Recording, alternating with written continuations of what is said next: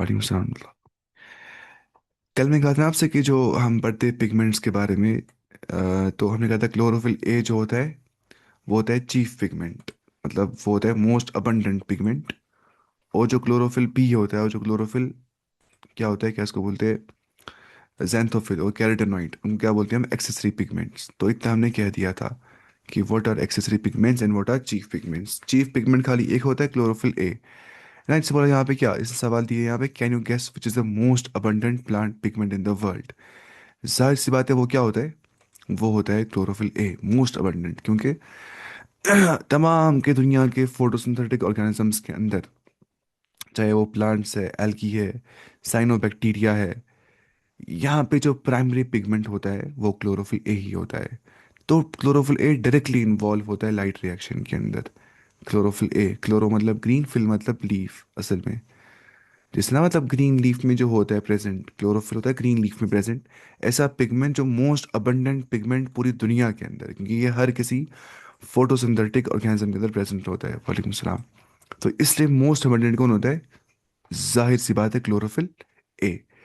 फिर कल हम देख रहे थे क्लोरोफिल क्लोरोफिल ए जो होता है वो कहाँ पे अच्छा काम करता है। क्लोरोफिल ए का हमने देखा absorption spectrum of chlorophyll A B and carotenoid. यहाँ पे हम देखा हमने एब्जॉर्प्शन स्पेक्ट्रम, कौन कितना एब्जॉर्ब कर देता है लाइट।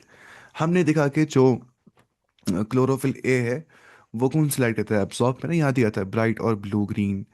ठीक है, chlorophyll B yellow green, chloro carotenoid yellow to yellow orange, ऐसे ऐसे कलर्स। फिर हमने देखा था कि रेट ऑफ फोटोसिंथेसिस, ये सेकंड वाला ग्राफ आप देखिए, कि रेट ऑफ फोटोसिंथेसिस वो हम कहते हैं मेजर, पता है कैसे। मतलब हमें बोलना है कितनी फोटोसिंथेसिस हो गई, हम कैसे बोलेंगे वो, इस चीज से कितना ऑक्सीजन रिलीज हो गया, measured by the oxygen release. जितना ऑक्सीजन रिलीज हो गया उतना हम क्या बोलेंगे, फोटोसिंथेसिस ज्यादा हो गया है। अब ये दिखा गया कि ऑक्सीजन ज्यादा रिलीज होता था कहाँ पे, जहाँ पे कौन सी लाइट थी, किस लाइट से, इस लाइट से और इस लाइट से। ये कौन सा, यहाँ पे ये ना एक्स एक्सीस, ये वेवलेंथ के बारे में है। जो वाई एक्सीस है ये किस बारे में है, कि कितना रेट ऑफ फोटोसिंथेसिस है, यानी कितना ऑक्सीजन रिलीज हो रहा है। तो सेम वही वाला ग्राफ आ गया जो नीचे था। यानी कि इस पे, यानी कि जो ब्लू लाइट थी, और ये वाली ये रेड की है, ठीक है, यहाँ पे मैक्सिमम फोटोसिंथेसिस देखने को मिल जाता है। ये देखिए आप यहाँ पे, और यहाँ पे आप देखिए, यहाँ पे देखिए आप ऐसे, ये दिखा रहा है यहाँ पे रेट ऑफ फोटोसिंथेसिस मैक्सिमम तो यहाँ पे ही है। एब्जॉर्प्शन भी कहाँ पे होता है मैक्सिमम, यहाँ पे क्लोरोफिल ए के अंदर बात हो रही है ना, बिकॉज वेवलेंथ हम ऑफ लाइट इन नैनोमीटर्स हम ले रहे हैं एक्स एक्सिस में, ठीक है। इससे यहाँ लिखा ना graph showing action spectrum of photosynthesis, ये वाला जो है ना ये, इसको बोलते हैं एक्शन स्पेक्ट्रम। क्योंकि एक्शन स्पेक्ट्रम बोलता है सच्ची में कितना हो रहा है फोटोसिंथेसिस। और एब्जॉर्प्शन स्पेक्ट्रम क्या बोलता है, क्लोरोफिल ए का जो इसने यहाँ बना दिया है, वो बोलता है किस लाइट में ज़्यादा एब्जॉर्ब हो रहा है, किस क्लोरोफिल ए कहाँ पे लाइट ज़्यादा एब्जॉर्ब करता है। क्लोरोफिल एक कौन सी लाइट ज़्यादा एब्सॉर्ब करते हैं, जाहिर सी बात है ये वाली और ये वाली, ब्लू और रेड लाइट वो एब्सॉर्ब ज़्यादा कर देते हैं। इसको बोलते हैं क्या, एब्सॉर्प्शन स्पेक्ट्रम। अब वो यहाँ बोल रहे हैं ना कि can determine the wavelength colour of light which chlorophyll shows the maximum absorption. वो क्या होती है, रेड और ब्लू लाइट, ब्लू लाइट और रेड लाइट। रेड में होती है ना वेवलेंथ ज़्यादा, फ्रीक्वेंसी कम होती है। Does it sure the absorption peak और any other wavelength, to if yes which one. है ना, वही दिखाता है, ये तो दिखाता है इसमें मोस्ट मैक्सिमम कहाँ पे होती है सबसे ज़्यादा, वो होती है ब्लू के पास और रेड के पास। सेम T W एंजलमैन ने भी ऐसे एक्सपेरिमेंट किया था, वो देखा था हमने। Now look look at the figure 11.3 B, देखिए आप 11.3 की बी वाली फिगर, ये वाली देखिए आप, वही ना जो बोल रहा है, showing that wavelengths at which maximum photosynthesis, किस वेवलेंथ पे हो जाता है।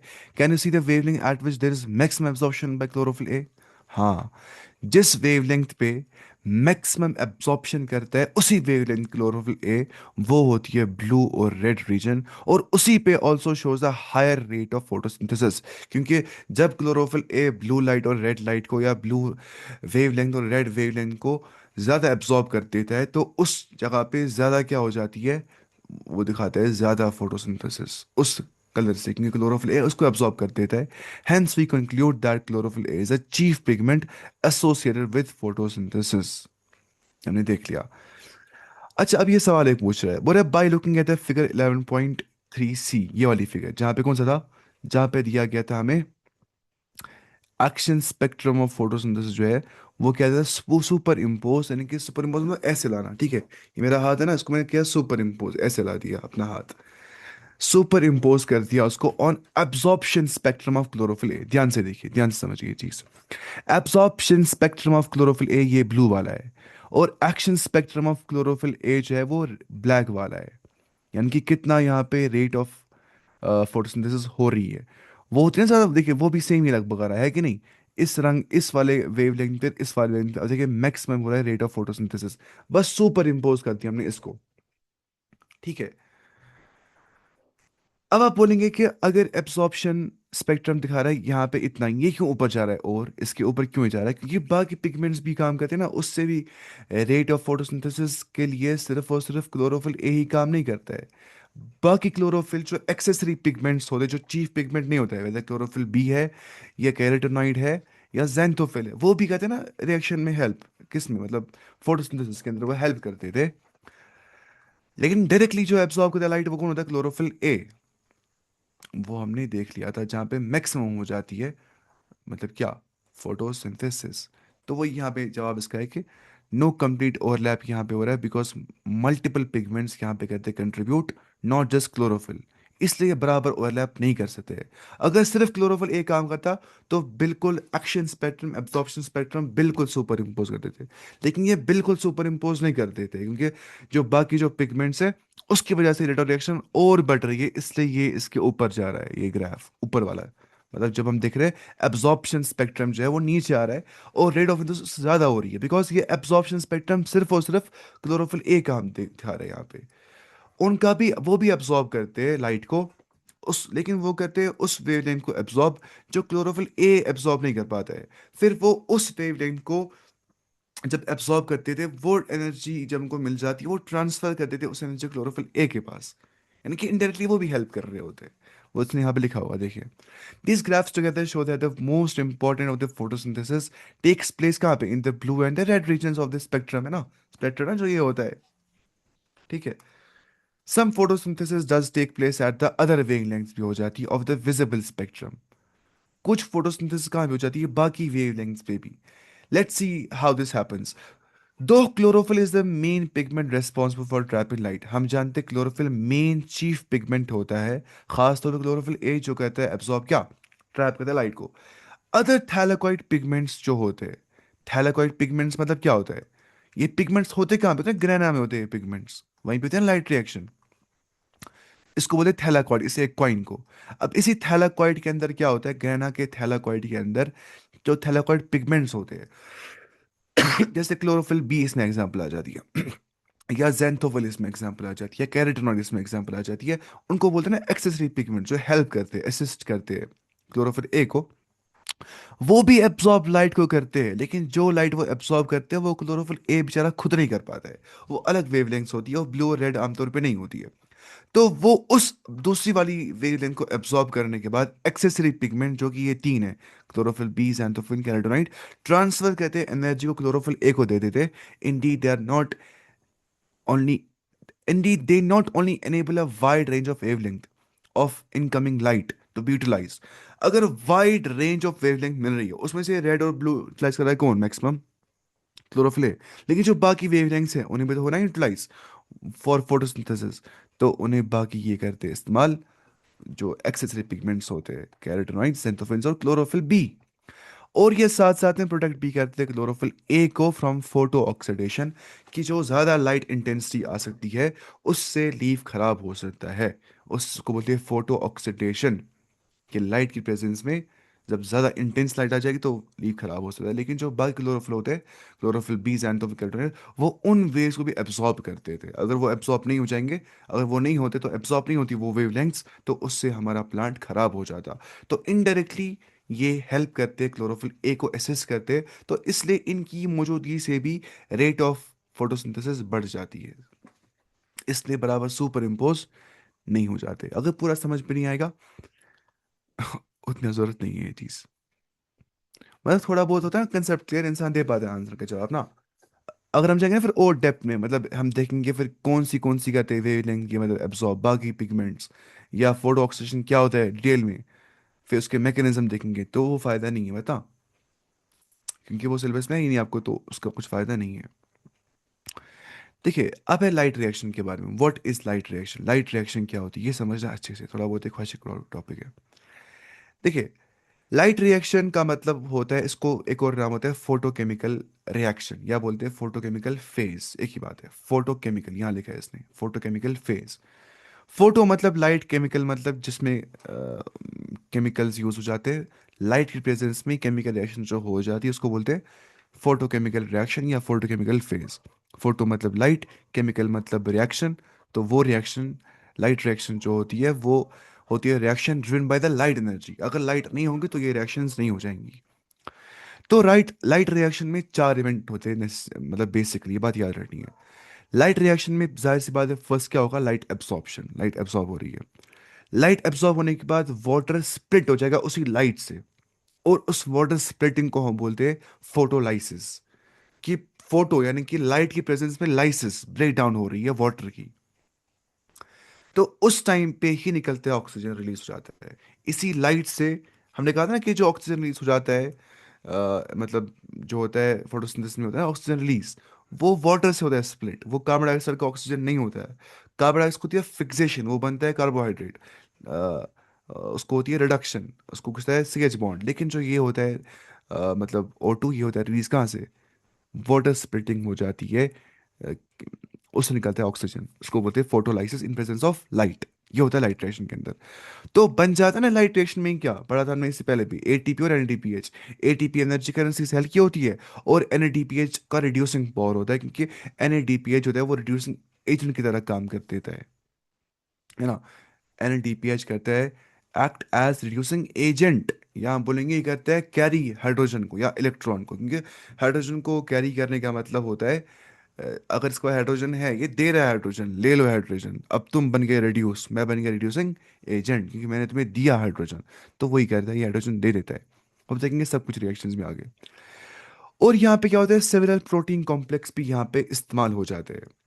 लाइट रिएक्शन के अंदर कुछ प्रोटीन कॉम्प्लेक्स इस्तेमाल हो जाते हैं। कॉम्प्लेक्स का मतलब होता है जो सिंपल नहीं होगा। सिंपल मतलब एक, कॉम्प्लेक्स मतलब जब एक से ज्यादा होंगे प्रोटीन इस्तेमाल, मोर देन टू प्रोटीन इस्तेमाल जब हो जाएंगे उसको बोलते हैं complex. More than one, this is not a single reaction, it involves multiple proteins. तो इसलिए हम बोलते हैं कि लाइट रिएक्शन जो है यहाँ पे सेवरल प्रोटीन कॉम्प्लेक्सेस इन्वॉल्व हो जाते हैं, प्रोटीन कॉम्प्लेक्स। उसके बाद हम पढ़ेंगे यहाँ पे फोटो सिस्टम्स के बारे में, पीएस को बोलते हैं, PS1 PS2 photo system. Photo system क्या होता है? वो होता है ना कि प्रोटीन कॉम्प्लेक्स का ही, मानिए आप एग्जाम्पल क्या होती है, फोटो सिस्टम। फोटो सिस्टम एक प्रोटीन कॉम्प्लेक्स होता है। अब फोटो सिस्टम वन और फोटो सिस्टम टू होता है, शॉर्ट में बोलते हैं क्या, PS1 PS2। लेकिन पहले हम PS2 लिखते हैं फिर PS1 लिखते हैं। आप बोलेंगे ऐसा क्यों होता है? आप सोचेंगे शायद पहले फोटो सिस्टम टू होता होगा फिर फोटो सिस्टम वन होता होगा। सही बात ये नहीं है। ये डिस्कवरी की बेस पे नाम बढ़ गया है। पहले हो गया discover photo system two, sorry one, फिर हो गया डिस्कवर फोटो सिस्टम टू। तो ये वैसे नाम दिया गया डिस्कवरी के बेसिस पे, ना कि वर्किंग ऑर्डर के बेसिस पे। पहले फोटो सिस्टम टू डिस्कवर हो गया तो पहले नाम वही लिखा जाता है। फिर डिस्कवर का फोटो सिस्टम वन, फिर लिखते हैं उसको हम बाद में। तो वर्किंग ऑर्डर ये नहीं है कि आप बोलेंगे पहले टू काम करते हैं फिर वन काम, नहीं। डिस्कवरी ऐसे हो गई थी। हालांकि एक्चुअल ऑर्डर ये बोलता है कि फोटो सिस्टम टू जो है वो पहले काम करता है, और फोटो सिस्टम वन जो है वो बाद में काम कर देता है। और जो है स्टिल जो नाम पड़ गया वो किससे पड़ गया है? वो डिस्कवरी पे पड़ गया है, ठीक है। यानी कि फोटो सिस्टम टू पहले डिस्कवर हो गया, फोटो सिस्टम वन पहले डिस्कवर हो गया, टू बाद में डिस्कवर हो गया, लेकिन काम करते पहले कौन? फोटो सिस्टम वन, फिर कहते हैं टू पहले काम। इसका उल्टा रखना याद, देखिए बताऊंगा फिर से। डिस्कवर पहले हो गया फोटो सिस्टम वन, नाम रख दिया उसको वन। फिर हो गया डिस्कवर फोटो सिस्टम टू, नाम रख दिया उसका टू। लेकिन अगर वर्किंग ऑर्डर देखेंगे ना वो उल्टा हो जाता है। फोटो सिस्टम टू ही पहले काम करते हैं और वन बाद में काम कर देता है। लेकिन डिस्कवर कौन हो गया था पहले? फोटो सिस्टम वन, फिर हो गया था टू डिस्कवर, लेकिन वर्किंग ऑर्डर ये है, photo system two works first and photo system one works later. और फिर हम पढ़ेंगे यहाँ पे लाइट हार्वेस्टिंग कॉम्प्लेक्स के बारे में, उसको बोलते हैं LHC, लाइट हार्वेस्टिंग कॉम्प्लेक्स। जैसे हम बोलते हैं वाटर हार्वेस्टिंग, वाटर को जमा कर देना, है ना। हार्वेस्ट बोलते हैं कलेक्ट करने, जैसे हम करते हैं क्रॉप्स की हार्वेस्टिंग को हम कलेक्ट करते थे, तो ऐसी लाइट को हार्वेस्ट करना होता है। तो लाइट हार्वेस्टिंग कॉम्प्लेक्स करते हैं लाइट को क्या, कलेक्ट। वो क्या करता है? लाइट हार्वेस्टिंग कॉम्प्लेक्स एक ऐसा सिस्टम होता है जो लाइट एनर्जी को कलेक्ट कर देता है, इसको हार्वेस्ट कर देता है। अब जो ये एलएचसी होता है, लाइट हार्वेस्टिंग कॉम्प्लेक्स, जो लाइट एनर्जी को कैप्चर कर देता है, ट्रैप कर देता है, इसका स्ट्रक्चर ये होता है कि एलएचसी जो है ये हंड्रेड्स ऑफ पिगमेंट मॉलिक्यूल से बन गया होता है। ठीक है। और बाउंड टू प्रोटीन्स, ये प्रोटीन के साथ बाउंड होता है। LHC, light harvesting complex, hundreds of pigment molecule से बन गया होता है, क्योंकि आखिर पिगमेंट मॉलिक्यूल्स ही इस एलएचसी लाइट हार्वेस्टिंग कॉम्प्लेक्स में काम करते हैं एब्जॉर्प्शन का। तो जो इसमें पिगमेंट्स होते हैं, जाहिर सी बात है, जो इनसाइड लाइट हार्वेस्टिंग कॉम्प्लेक्स, अपन ही कुछ ऐसा कॉम्प्लेक्स होता है, एक मशीन जैसी होती है, इसमें क्या होते हैं पिगमेंट्स, वो करते हैं एब्जॉर्ब लाइट। पिगमेंट्स कौन होते हैं? क्लोरोफिल बी, कैरोटीनॉइड, xanthophyll और क्लोरोफिल ए। बट मोस्टली यहाँ पे रोल होता है किनका? बट मोस्टली एक्सेसरी रोल यहाँ पे होता है किसका? क्लोरोफिल ए का। क्लोरोफिल ए का यहाँ पे एक्सेसरी रोल होता है। उसके बाद देखिए, इसका फंक्शन क्या होता है? एलएचसी का लाइट हार्वेस्टिंग कॉम्प्लेक्स एब्सॉर्ब करते हैं लाइट को डिफरेंट वेवलेंथ्स के ऊपर उन पिगमेंट्स की मदद से, और फिर ट्रांसफर कर देता है एनर्जी को रिएक्शन सेंटर की ओर। अभी आपको समझ नहीं आएगा वो क्या है, क्योंकि थोड़ा समझना अच्छे से। अभी आप रखिए ऐसे ऐसे याद, कि एब्सॉर्ब करते हैं लाइट को डिफरेंट वेवलेंथ्स की, ये एलएचसी, फिर ट्रांसफर करता है एनर्जी को रिएक्शन सेंटर की ओर। तो इससे एफिशिएंसी होती है इंक्रीज रिएक्शन की। फिर यहाँ पे एक और चीज पढ़ते हैं लाइट रिएक्शन में, एंटीना सिस्टम क्या होता है। एलएचसी लाइट हार्वेस्टिंग कॉम्प्लेक्स को हम एंटी नहीं बोलते, क्योंकि एंटीना का काम भी क्या होता है? रिसीव करना। जैसे होता है ना इसमें, मतलब इंसेक्ट्स में क्या होता है? एंटीना।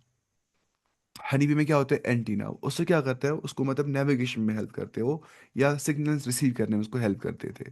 तो एंटीना मतलब रिसीवर होता है, तो इसका एक और नाम क्या होता है? LHC is also called as receiver. अब रिसीवर तो फंक्शन क्या होगा? लाइट कैप्चर करना, और जो पास एनर्जी इनवर्ड, और एनर्जी को अंदर की ओर पास कर देना। तो रिएक्शन सेंटर आप समझने क्या होता है, जहां की ओर हमने कहा ना, अभी रिएक्शन सेंटर में क्या हो जाता है? अभी अभी हमने कहा कि रिएक्शन सेंटर में रिएक्शन तब हो जाती है सही से जब ट्रांसफर होती है एनर्जी रिएक्शन सेंटर की ओर जाती है वो, क्योंकि जब यही एलएचसी करते हैं एब्जॉर्ब डिफरेंट वेवलेंथ्स को, है ना। अब देखते हैं हम रिएक्शन सेंटर में क्या होता है। रिएक्शन सेंटर में only one special chlorophyll A molecule, यहाँ पे स्पेशल क्लोरोफिल ए मॉलिक्यूल होता है रिएक्शन सेंटर के अंदर। एलएचसी में हमने कहा था वहां पर भी होता है क्लोरोफिल ए, लेकिन क्लोरोफिल ए का वहां पे एक्सेसरी रोल होता है, उसका वहां पे चीफ रोल नहीं होता है। लेकिन जो एलएचसी के बाद जो रिएक्शन सेंटर होता है, वहां पे एक स्पेशल क्लोरोफिल ए मॉलिक्यूल होता है। अब इसका चीफ रोल यहाँ पे होता है, क्योंकि ये स्पेशल क्लोरोफिल ए यहाँ पे होता है। तो यही होती है एक्चुअल साइट ऑफ रिएक्शन। और उस रिएक्शन में क्या हो जाता है? Electron gets excited, electron excite हो जाता है और निकल जाता है ना, बोलते हैं ना एक्साइटेशन ऑफ इलेक्ट्रॉन, इलेक्ट्रॉन बाहर निकल जाता है। इलेक्ट्रॉन गेट्स एक्साइटेड, वो बाहर निकल जाता है ना। जब एनर्जी बढ़ जाती है, इलेक्ट्रॉन बाहर निकलता है ना, उसको बोलते हैं इलेक्ट्रॉन इमिशन। अरे पढ़ा होगा ना शायद, वो फर्स्ट चैप्टर ऑफ फिजिक्स या केमिस्ट्री में है शायद, वो केमिस्ट्री में ही है वो, है ना। तो की पॉइंट ये समझना है कि तमाम पिगमेंट्स एनर्जी कलेक्ट करते हैं, लेकिन ओनली वन रिएक्शन सेंटर होता है जहां पे असल में एक्चुअल इलेक्ट्रॉन ट्रांसफर हो जाती है। अभी ये हमें पढ़ेंगे, फिर हम पढ़ेंगे इलेक्ट्रॉन ट्रांसपोर्ट चेन क्या होती है, ये सब पढ़ना है। इसलिए ये टॉपिक अगर समझ आएगा तो हम आगे नहीं बढ़ पाएंगे। अब देखिए आप, बट ओनली रिएक्शन सेंटर जो होता है वहां पे असल में इलेक्ट्रॉन ट्रांसफर हो जाता है, क्योंकि रिएक्शन सेंटर में असल रिएक्शन हो जाती है, एक्चुअल साइट ऑफ रिएक्शन वहीं पे हो जाती है, और वहीं पे असल में उसी एनर्जी से क्या होता है, उस एनर्जी से इलेक्ट्रॉन एक्साइट हो जाता है और बाहर निकल जाता है। उसके बाद प्राइमरी एक्सेप्टर समझना है। प्राइमरी मतलब पहला, एक्सेप्टर मतलब रिसीवर, यार जो रिसीव करता होगा, यानी कि it's the first molecule that accepts the excited electron. अब जाहिर सी बात है कि जब इसी मतलब रिएक्शन सेंटर के अंदर इलेक्ट्रॉन जो है वो एक्साइट कर गया, अब वो निकल गया बाहर, अब निकलने के बाद उसको कोई एक्सेप्ट करना चाहिए ना, तो उसको एक्सेप्ट करता है यही प्राइमरी एक्सेप्टर। ठीक है, अभी हम देखें डायग्राम से समझेगा अच्छे से ये। तो ये एक्सेप्ट करता है एक्साइटेड इलेक्ट्रॉन को फ्रॉम रिएक्शन सेंटर से, कौन? Primary acceptor. उसके बाद हम देखेंगे एंड पे इस टॉपिक में कि डिफरेंस क्या होती है PS2 और PS1 में, photo system two, photo system one. Photo system two जो होता है ना, उसके बारे में अगर हम देखेंगे, तो रिएक्शन सेंटर वहां पे होता है P680, यानी कि 680 नैनोमीटर जो रेड लाइट की होती है मतलब वेवलेंथ, वहां पे वो एब्सॉर्ब कर देता है फोटो सिस्टम टू पहले काम करते हैं ना, बाद में करते हैं फोटो सिस्टम वन काम, क्योंकि वर्किंग ऑर्डर यही होता है। डिस्कवरी ऑर्डर तो वही है, फोटो सिस्टम वन हो गया पहले डिस्कवर, टू हो गया बाद में डिस्कवर, लेकिन photo system two working order में पहले ही काम कर देता है। और वो क्या करता है, अ, वो फोटो वो 680 नैनोमीटर को एब्सॉर्ब कर देता है रिएक्शन सेंटर के अंदर, ठीक है। और फोटो सिस्टम वन बाद में काम करता है, वो रिएक्शन सेंटर के अंदर 700 नैनोमीटर, यानी कि फार रेड लाइट, दोनों रेड लाइट ही करते हैं एब्सॉर्ब।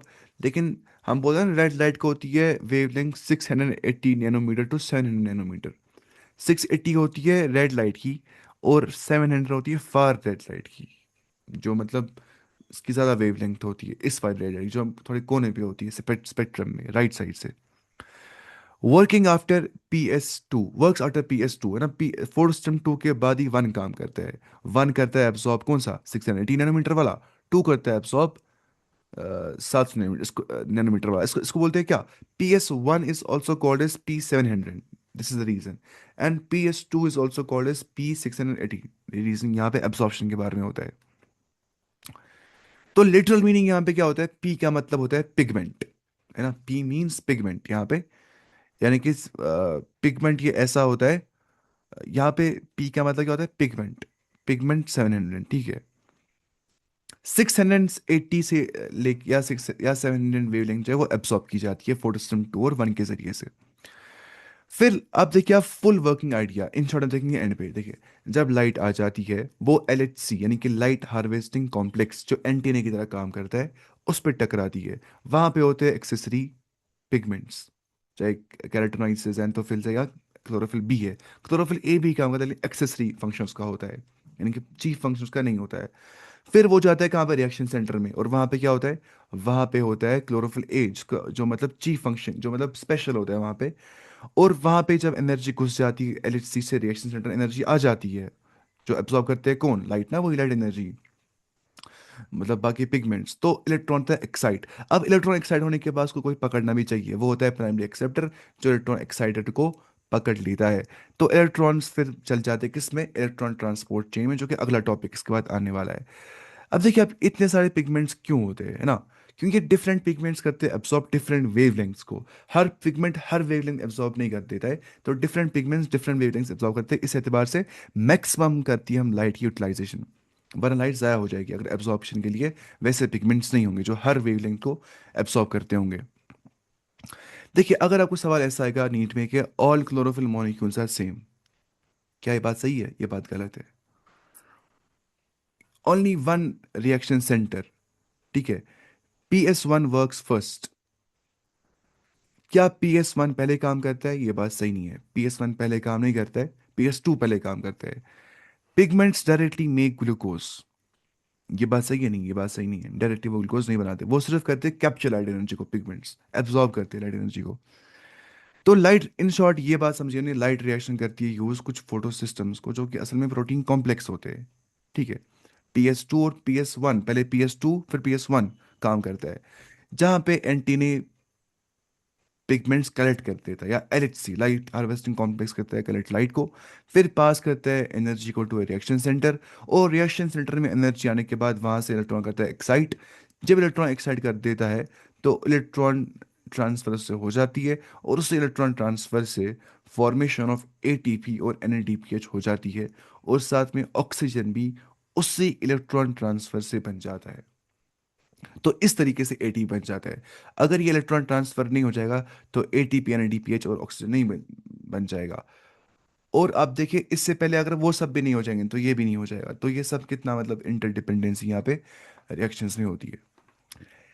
यहाँ पे याद बहुत रखना है इस चैप्टर में ना, रेस्पिरेशन में और फोटोसिंथेसिस में। फिर बाकी बहुत आसान चैप्टर है, यहाँ पे थोड़ा ज़्यादा याद रखना है चीज़ों में। और यहाँ पे NCERT ने बहुत कम्पैक्ट लिखा है, बहुत शॉर्ट लिखा है, हालांकि इसमें बहुत तफसील होती है।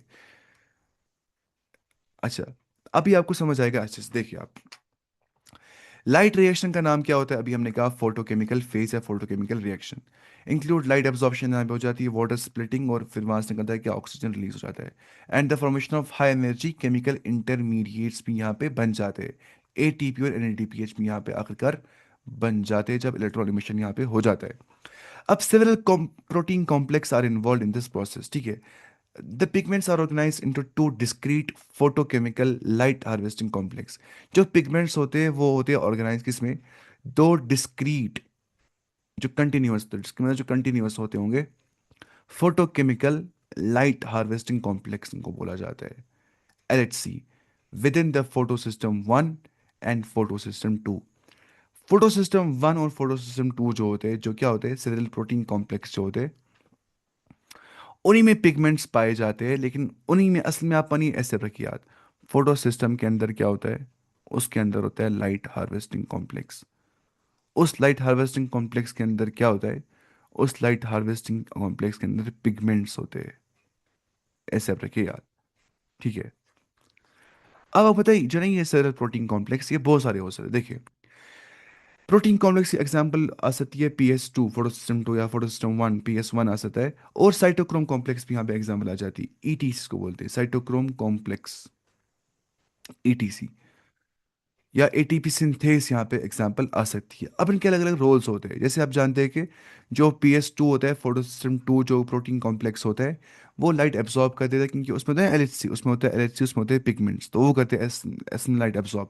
अब हम बोलते हैं शॉर्ट में यही कहते हैं लाइट एब्जॉर्ब, हालांकि आपको पूरा ऑर्डर पता है, PS, LHC, पिगमेंट्स, फिर लाइट। तो इलेक्ट्रॉन फ्लो होता है स्टार्ट, और जो साइटोक्रोम कॉम्प्लेक्स होता है वो ट्रांसफर करता है इलेक्ट्रॉन्स को, ताकि एटीपी बन जाए। ये सब हमें आगे पढ़ना है। साइटोक्रोम कॉम्प्लेक्स होता है, वो इलेक्ट्रॉन को ट्रांसफर कर देता है ताकि एटीपी बन जाए। और जो PS1 होता है, यानी कि फोटोस्टॉम वन, वो री एक्साइट करता है इलेक्ट्रॉन को, दोबारा से करता है एक्साइट, दोबारा से करता है एक्साइट। ठीक है। तो ट्रांसफर करता है कौन, साइटोक्रोम कॉम्प्लेक्स करता है ट्रांसफर इसमें, और एटीपी सिंथेस बनाता है एटीपी। तो इनको बोलते हैं सेवरल प्रोटीन कॉम्प्लेक्स। कितना कम दिया एनसीईआरटी ने, यहाँ पे कुछ दिया नहीं है ना, इसलिए पहले आपको याद रखना है ये चीज़। अगर आपको ये समझ नहीं आएगा, आगे कुछ भी समझ नहीं आ जाएगा। कि प्रोटीन कॉम्प्लेक्स में चार चीज़ें आ जाती है, photo system two, photo system one, cytochrome complex, और ATP synthase. Photo system one क्या करता है, फोटो सिस्टम टू क्या करता है, टू की बात करेंगे पहले हम।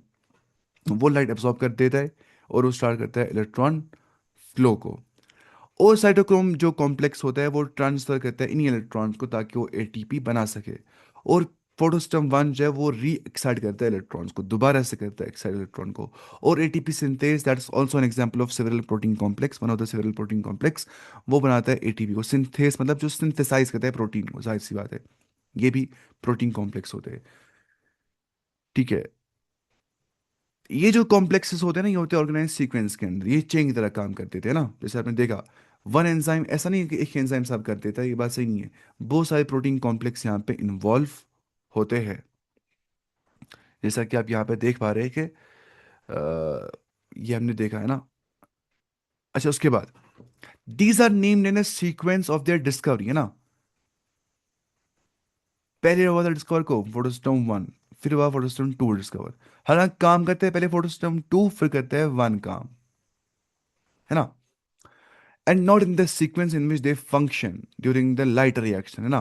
The LHC are made up of, जो लाइट हार्वेस्टिंग कॉम्प्लेक्स होता है वो किससे बन जाता है, इसे यहाँ देखा, देखिए इसको होते हैं लाइट हार्वेस्टिंग कॉम्प्लेक्स, जो लाइट को हार्वेस्ट कर देता है, यानी कि कलेक्ट कर देता है। यानी कि यहाँ पे क्या होता है, पिगमेंट मॉलिक्यूल्स होते हैं और प्रोटीन्स होते हैं जो कैप्चर करते हैं लाइट एनर्जी को, इन शॉर्ट, है ना, ये आपको पता है ये चीज़। फिर आपको पता है कि जो पिगमेंट मॉलिक्यूल्स यहाँ पे लाइट हार्वेस्टिंग कॉम्प्लेक्स, ये पूरा क्या है, लाइट हार्वेस्टिंग कॉम्प्लेक्स। तो यहाँ पे पिगमेंट मॉलिक्यूल्स जो होते हैं वो क्या करते हैं, एब्जॉर्ब करते हैं लाइट को, चाहे ये सारे, है ना, ये आपको मैंने कहा। तो ये हमने कह दिया। और देखिए यहाँ पे समझना, they form a network around reaction centre. Reaction centre यहाँ पे है ना, ये देखिए रिएक्शन सेंटर, यहाँ पे नेटवर्क बनाते हैं पिगमेंट मॉलिक्यूल्स। इस नेटवर्क से क्या होता है कि पिगमेंट जब करता है एब्जॉर्ब लाइट को, वो पास करता है एनर्जी को टू नियर बाई पिगमेंट जो साथ साथ में इसको होते हैं। तो कीप्स एनर्जी ट्रांसफरिंग, ऐसे होती है एनर्जी ट्रांसफर। फाइनली एनर्जी कहाँ पहुंच जाती है, रिएक्शन सेंटर की ओर। हालांकि पिगमेंट मॉलिक्यूल सारे करते हैं इलेक्ट्रॉन को क्या, सॉरी करते हैं इसको ना, फोटोन को, मतलब एब्सॉर्ब। फोटोन क्या होता है ना, लाइट। फोटोन या लाइट लिख लेते हैं अब यहाँ पे, होता है ना, लाइट के दो नेचर होते हैं, पार्टिकल नेचर और वेव नेचर। फोटोन क्या होता है, इसका पार्टिकल नेचर, है ना। तो अगर यहाँ पे फोटोन पड़ रहा है, लाइट पड़ रही है, उसी लाइट को यहाँ पे ये क्या कर रहे हैं, एब्सॉर्ब पिगमेंट सारे। अब अगर इसने एब्सॉर्ब कर दिया, इसको एनर्जी, लो एनर्जी। अब इसने एब्सॉर्ब कर दिया, बोला लो एनर्जी। लो एनर्जी पहुंचाते हैं एनर्जी कहाँ पे, रिएक्शन सेंटर के पास। रिएक्शन सेंटर खाली एक ही होता है जहाँ पे रिएक्शन हो जाती है सही तौर से, पिगमेंट्स में खाली एक रिएक्शन सेंटर होता है। तो पिगमेंट मॉलिक्यूल्स इसीलिए रहते हैं साथ साथ में, क्योंकि इनको क्या करना होता है, ये एब्जॉर्ब जो लाइट करते हैं तो ये फिर नियर बाय पिगमेंट तक पहुंचाते हैं, फाइनली पहुंच जाती है कहाँ पे, रिएक्शन सेंटर। अब जब रिएक्शन सेंटर तक पहुंच गई, यहाँ पे क्या होता है, यहाँ पे स्पेशल क्लोरोफिल ए मॉलिक्यूल होता है। रिएक्शन सेंटर में स्पेशल क्लोरोफिल ए मॉलिक्यूल होता है। तो एक्चुअल इलेक्ट्रॉन एक्साइटेशन यहाँ पे आप लिखिए, बहुत जरूरी है, आप एनसीईआरटी पे ही लिखिए इस चीज को, कि यहाँ पे आप लिखिए हेयर इलेक्ट्रॉन एक्साइटेशन हैपन्स। यहाँ पे हो जाती है इलेक्ट्रॉन एक्साइटेशन। अब जब इलेक्ट्रॉन यहाँ से निकल गया, ठीक है, उसको कोई पकड़ना चाहिए ना, उसको पकड़ते हैं primary acceptor.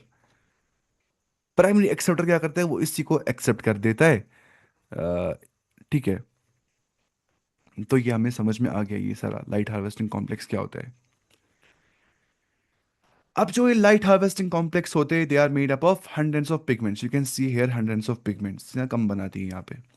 Molecules bound to protein, जो कि बाउंड होते हैं कि प्रोटीन के साथ जो बाउंड होते हैं, क्योंकि आप देखिए यहाँ पे ध्यान से क्या हमने कहा था, लाइट हार्वेस्टिंग कॉम्प्लेक्स जो है प्रोटीन्स भी यहाँ प्रेजेंट होते हैं, a group of pigment molecules plus proteins that capture light energy. तो ये बात समझिए, यहाँ पे सिर्फ पिगमेंट्स नहीं होते लाइट हार्वेस्टिंग कॉम्प्लेक्स में, बल्कि यहाँ पे आप लिखेंगे ऐसे, पिगमेंट्स प्लस प्रोटीन्स, ऐसे लिखना चाहिए है शॉर्ट शॉर्ट में, जितना लिख पाएंगे आप किताब पे। बेहतर होता है किताब पे इतना जितना शॉर्ट में आप लिख पाएंगे, ताकि आपको याद रह जाएगा ये चीज़। तो ठीक है, उसके बाद each photosystem has the pigments यहाँ पे होते हैं, except one molecule of chlorophyll A. हर फोटो सिस्टम जो होता है उसके पिगमेंट्स होते हैं, except one molecule of chlorophyll A. ठीक है, forming a light harvesting system called antennae, इसी को हम बोलते हैं एंटीने। लाइट हार्वेस्टिंग कॉम्प्लेक्स, इसको हम क्या बोलते हैं, एंटीने, जो रिसीव करता है लाइट को।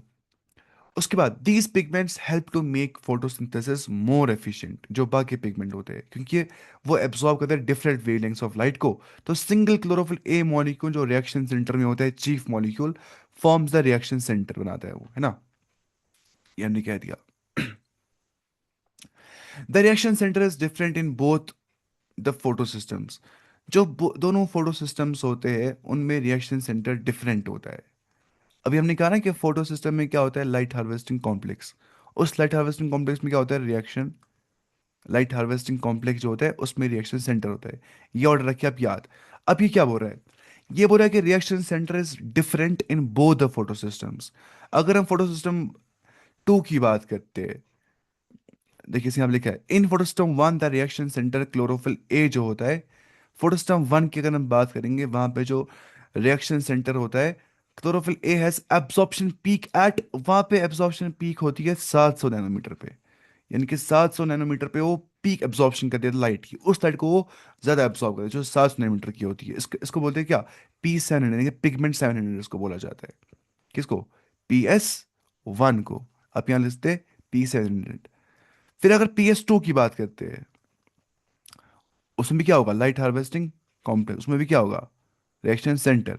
अब PS2 जो होता है, वहां पे एब्जॉर्प्शन मैक्सिमम पता कहाँ पे होती है, 680 नैनोमीटर के ऊपर, उसको बोलते हैं P680। ये चीज़ हमें समझना था, तो ये मैंने आपको कह दिया था। तो ये आपको समझ में आ गया था। था छोटा ही टॉपिक, लेकिन ये बहुत बड़ा टॉपिक था। लाइट रेडिएशन एक बड़ा टॉपिक था। अब देखिए आप इलेक्ट्रॉन ट्रांसपोर्ट, अब समझ आएगा अच्छे से, वरना ये समझ नहीं आता। देखिए आप ध्यान से, अब समझेंगे हम इलेक्ट्रॉन ट्रांसपोर्ट, क्योंकि अभी देखा ना क्या होता है यहाँ पे, इलेक्ट्रॉन ट्रांसपोर्ट हो जाता है। और वो करता कौन है, शाबाश, मैंने यहाँ कहा था अभी आपको, प्रोटीन कॉम्प्लेक्स जो एक होता है, वो साइटोक्रोम कॉम्प्लेक्स होता है, ईटी को बोलते हैं। साइटोक्रोम कॉम्प्लेक्स जो है वही इलेक्ट्रॉन ट्रांसपोर्ट कर देता है, इलेक्ट्रॉन ट्रांसपोर्ट। ठीक है, अब देखिए आप इलेक्ट्रॉन ट्रांसपोर्ट समझेंगे पहले स्टार्टिंग से ही। पहली बात, अभी हमने देखा कि जो फोटो सिस्टम टू होता है, रिएक्शन सेंटर वहां पे P680 होता है, क्योंकि 680 नैनोमीटर की वेवलेंथ जो होती है उसको ये मैक्सिमम एब्जॉर्ब कर देता है। फोटो सिस्टम टू की अगर बात करते हैं, उसके लाइट हार्वेस्टिंग कॉम्प्लेक्स में ऐसा कुछ हो जाता है। इलेक्ट्रॉन गेट्स एक्साइटेड फर्स्ट कहाँ पे, in the reaction in the photo system two, क्योंकि पहले फोटो सिस्टम टू काम करता है ना, वर्किंग ऑर्डर यही होता है। फिर क्या होता है, एक्साइटेड इलेक्ट्रॉन जैसे कि हम जानते हैं अपनी एनर्जी गेन कर देता है, और एक हायर लेवल तक वो जाता है। इलेक्ट्रॉन जब जंप कर देता है आउट ऑफ क्लोरोफिल, वो बाहर निकल जाता है, as you can see here. जहां पे जो इलेक्ट्रॉन था वो आउट ऑफ क्लोरोफिल भाग गया, ये इलेक्ट्रॉन ही भाग रहा है यहाँ पे, ठीक है। यहाँ पे अब इस एरो में बनाते इलेक्ट्रॉन को, जो ब्लू एरो है। इलेक्ट्रॉन जब एक हायर एनर्जी लेवल पे गया और वो भाग गया, उसने एनर्जी गेन कर दी, वो हायर लेवल पे गया। तो इलेक्ट्रॉन एक्सेप्टर जो है, उसको बोलते हैं प्राइमरी एक्सेप्टर, फर्स्ट मॉलिक्यूल जो कैप्चर करता है इस एक्साइटेड इलेक्ट्रॉन को। तो लिटरल मीनिंग यहाँ पे क्या होता है, एक्सेप्टर मतलब रिसीवर, जो प्राइमरी एक्सेप्टर कर देता है। फिर यहाँ होती है स्टार्ट इलेक्ट्रॉन ट्रांसपोर्ट चेन, जिसको हम बोलते हैं क्या, etc, electron transport chain. Many cytochrome, अभी हमने कहा था साइटोक्रोम जो प्रोटीन कॉम्प्लेक्स होता है, वही साइटोक्रोम यहाँ पे हेल्प कर देता है, वही इन इलेक्ट्रॉन को ट्रांसपोर्ट कर देता है। तो इलेक्ट्रॉन मूव होते हैं through a chain of molecules, एक चेन ऑफ मॉलिक्यूल से इलेक्ट्रॉन जो है वो होते हैं क्या, ट्रांसफर, मूव हो जाते हैं। तो मेनली साइटोक्रोम्स ही होते हैं वो चेन ऑफ मॉलिक्यूल्स जिनके थ्रू इलेक्ट्रॉन्स ट्रांसपोर्ट कर देते हैं, इनके थ्रू, थ्रू साइटोक्रोम। साइटोक्रोम क्या होता है, प्रोटीन कॉम्प्लेक्स होता है, प्रोटीन से बन जाते हैं। तो साइटो मतलब होता है सेल, क्रोम मतलब होता है कलर। अगर आप देखेंगे लिटिल मीनिंग, साइटोक्रोम, साइटो मतलब सेल, क्रोम मतलब जैसे मतलब साइटोलॉजी यानी कि सेल बायोलॉजी, एक ही बात है। तो साइटोक्रोम सेल के का कलर मतलब क्या होता है, coloured proteins involve in electron transfer. ऐसे कलर्ड प्रोटीन्स, साइटोक्रोम कुछ नहीं होता है, बस प्रोटीन कॉम्प्लेक्स होता है।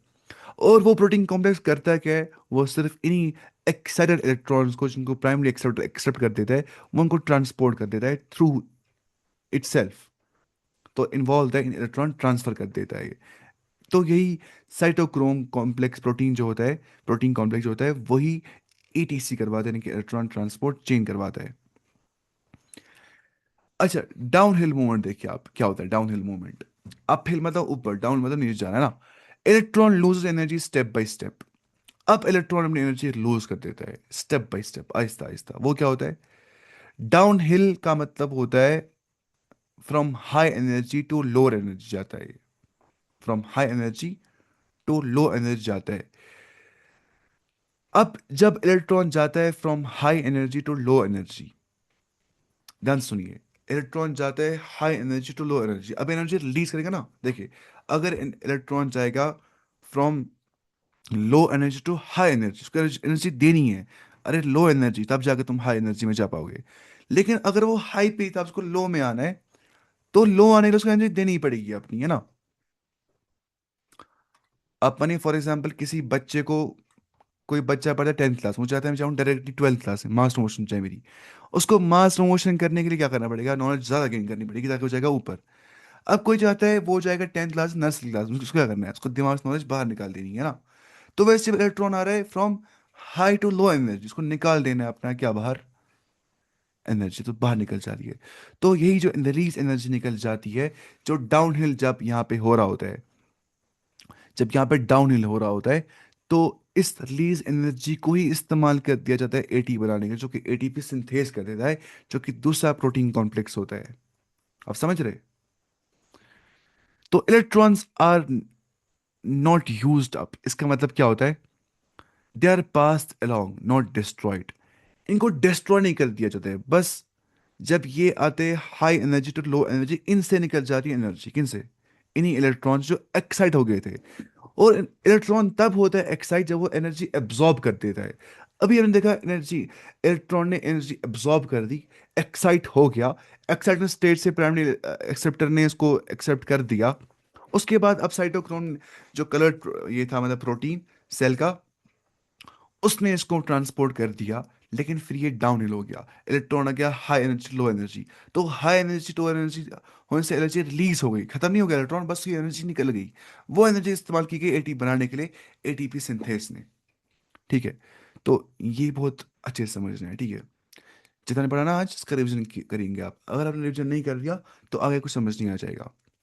मतलब यहाँ पे हर एक पॉइंट जरूरी होता है ना, इसलिए आप पढ़ते होंगे हर दिन, मतलब ये थोड़ा थोड़ा ही वापस।